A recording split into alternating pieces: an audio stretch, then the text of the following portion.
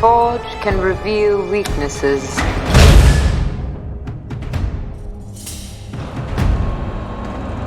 Mandalorian just doesn't feel as fun as it used to. Obviously, there's some very engaging flight scenes, and I do enjoy the action when it does come on screen. I also enjoyed episode 3 in some parts, even though it completely detracted away from the main story. But if they're forming a universe, I can understand them now focusing on the doctor guy who's trying to clone Grogu, even though for some reason I thought he was dead this whole time. And I can excuse there being other characters, but it does feel at times as though Mando is taking a backseat to what I thought was supposed to be his show and his relationship with Grogu. Now Bo-Katan seems to be the focal character. I don't know if this is a thing that Star Wars always does with its characters, but it just feels very off balance. Now if they want to open up her story, fine. But that's not who we were introduced to. For the first 2 seasons, it's primarily been the main character, Mando or Din Djarin, and Grogu. And it really does feel as though Grogu and Mando are just sidekicks now. Understandably, they're probably doing this from the point of view of Bo-Katan, and they can get away with it because Bo-Katan technically is a Mandalorian, even though by Din Djarin's creed, she's not, because she's taken off her helmet. Anyway, after some enemy starships end up blowing up Bo-Katan's castle, she and Mando are chased off the planet, and Mando takes her to a hideout. It starts off saying that this is Chapter 19, The Convert, but then right after, we are quickly thrown into another scene with impressive skyscrapers and endless traffic of flying cars and vehicles. We are in the midst of a society governed by the New Republic. I'm guessing the Old Republic was more of a cultish dictatorish style. Like I said, I'm very new to Star Wars, so a lot of this is just going right over my head. But we follow Dr. Pershing, who is very shy and trying not to make any waves. It's not easy for him as someone who has worked from Moff Gideon. Then the handsome warrior woman from Ant-Man starts to take an interest in our scientist,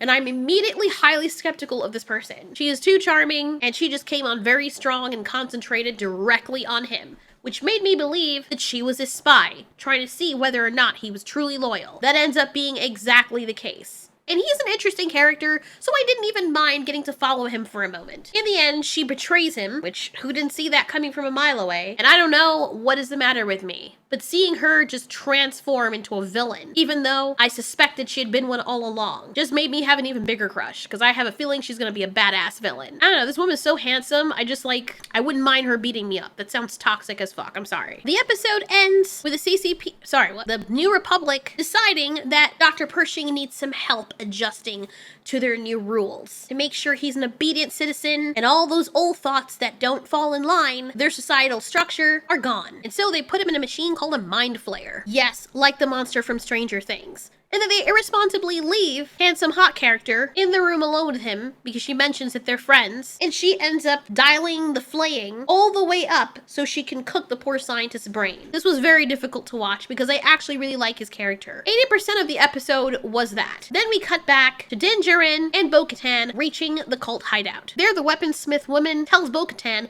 that she's one of them, solely because she bathed in the living waters to get Mando out of it, and because she hasn't taken off her helmet since. This was very shocking to me, because if you know this person previously did not follow the creed to the T, what makes you think you could even trust her if she simply just tells you she didn't take off her helmet? Most of her life involved her not following the creed, so it never crosses their mind that people would lie. Surely, Mando has evidence that he bathed in the living waters because he actually has a sample with him, which was smart. But there is no evidence whatsoever that Bo-Katan did not take off her helmet. I would understand them more so believing Mando when he said that he took off his helmet, or if he said he didn't, because he's more loyal and cultish. But they know Bo-Katan doesn't follow their way. So it was mighty convenient and very unbelievable that they would just believe her. Not for once considering that she just might need a place to stay, and so she's more inclined to lie, especially since she doesn't take the religion seriously and hasn't for a while. It's pretty silly. But everything's contrived here because the story must go on, and things must be convenient for that to happen. They all immediately welcome her because she's now part of their cult, and we see the Mandalorians all shooting their stuff into the water,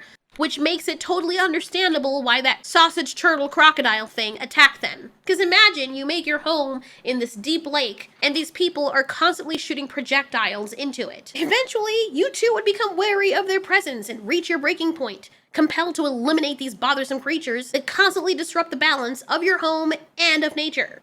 Also, I'm sorry, after I saw them fight that big sea beast, it was very hard to take them seriously there on after. Bo-Katan's watching them as though she's admiring them. But what's there to admire? With all of them in one spot, pooling their forces to try and take down something that would have been much easier to take down for a Mandalorian than an ordinary soldier, not only could they not defeat it, but they were making the dumbest decisions even a layman could see. They had jetpacks, and among all of them, no one thought to use them until way after.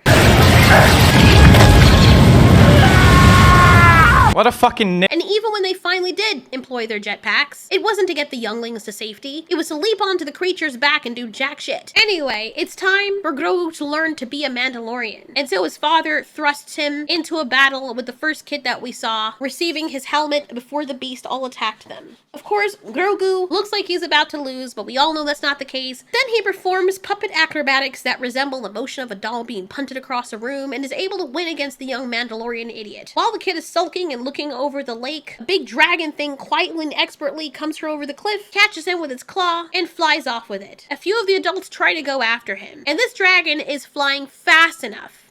Hear me out. This dragon creature is flying fast enough that they not only can't keep up, but it's also flying far enough that their jetpacks run out of fuel. Who knew?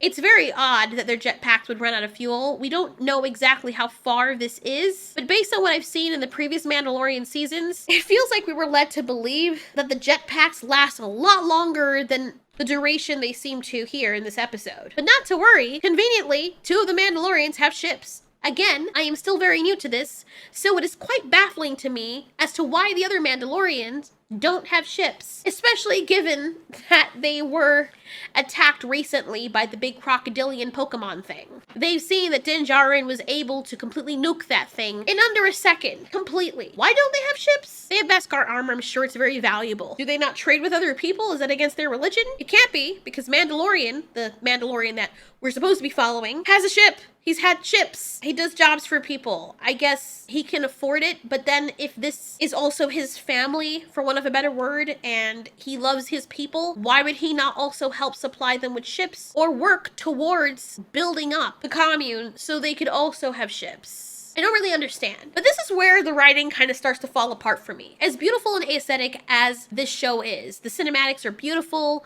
the colors are sweet, the writing feels very subpar. Bo-Katan follows this creature, and she knows where the nest is. She followed it to the nest, and she comes back to tell the others that she's found the nest, and the youngling is up there. Now, I want you to keep something in mind as I'm talking about this, because it's gonna crack you up. And I try to turn my brain off, but my brain doesn't go off. It is constantly thinking. That's just the way it's made up. For me to enjoy something, even if it's a fantasy world, it has to be believable enough to make me believe that this is something that could happen in a fantasy setting, if that makes sense.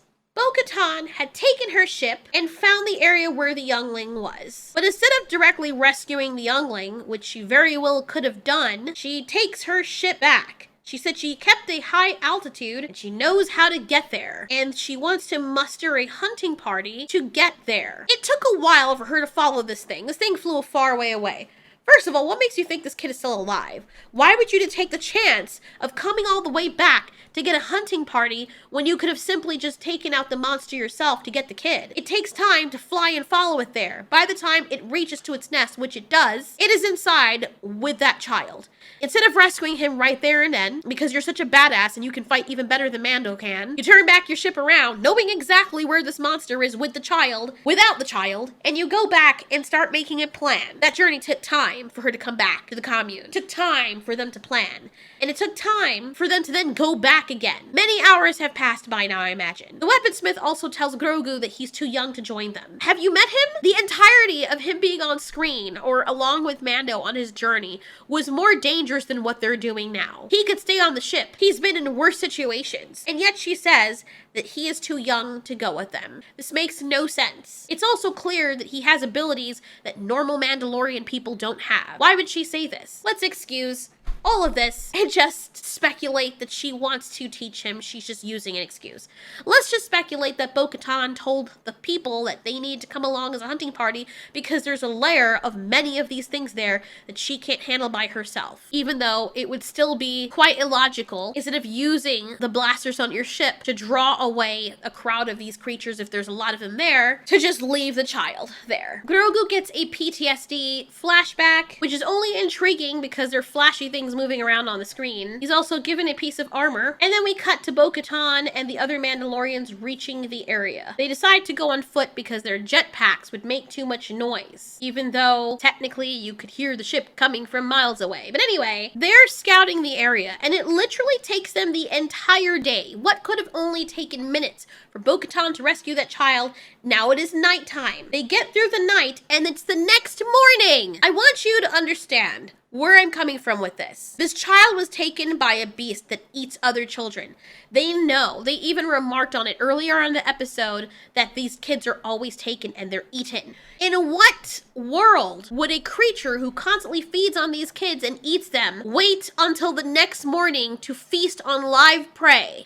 And we know the reason the creature didn't eat it there and then is because it's probably taking it back to feed to its children.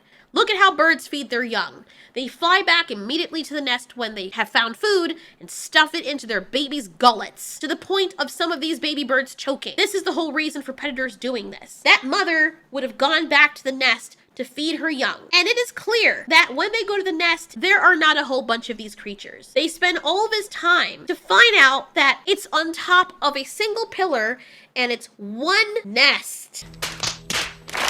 One nest with 3 babies in it. Bo-Katan knew that this creature was on top of this pillar. She could have helped that boy. She could have driven the mother away and helped him. Yet she chose not to do this when she already knew where the creature was and she already mapped out what it looked like. She didn't say it was interlocking systems and holes where different creatures were in, even though I was trying to make excuses for this. It was clear that the creature was on top of a structural pillar object, and the nest was situated at the summit of it. Yet, she chose to waste her time to fly back and waste essentially what's an entire day so they could plan while the boy had probably been eaten and digested and shot out by now. But anyway, they go up to the nest, and Mando says there's a heat source. There are babies in there. When one of the Mandalorians, I believe it's Paz Vizsla, because he's the father of the boy called Ragnar, goes to find his son, the babies come out, and they are very hungry and snapping their jaws at him. And then the mother shows up. And I thought the babies were probably in there with the youngling and he was hiding from them or something. That would have made more sense and shown how resourceful he was.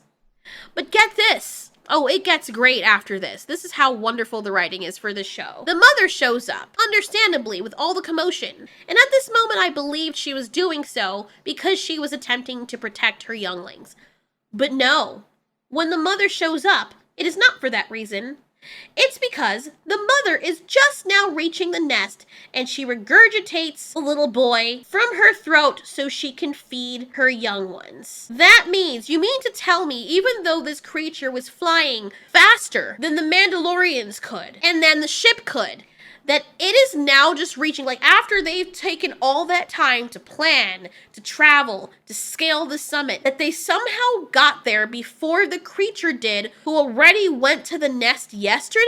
And she's just now reaching it? Furthermore, considering the boy was trapped inside a creature with presumably acidic stomach contents for an entire day, how is he still alive? Forgive me, but one thing I cannot stand about certain shows is how nobody seems to care about the writing in this. I did not think it possible to have writing this bad. Even half the Asylum movies that I've watched have better writing than they had in this episode, because it makes no sense. Unless the creature went through some sort of time vortex, I don't understand how this is even a thing. My brain has stopped working at this point, trying to process this. All it's coming up with is terminal error, because this makes absolutely not one drop of ass-kissing sense. Take my hand!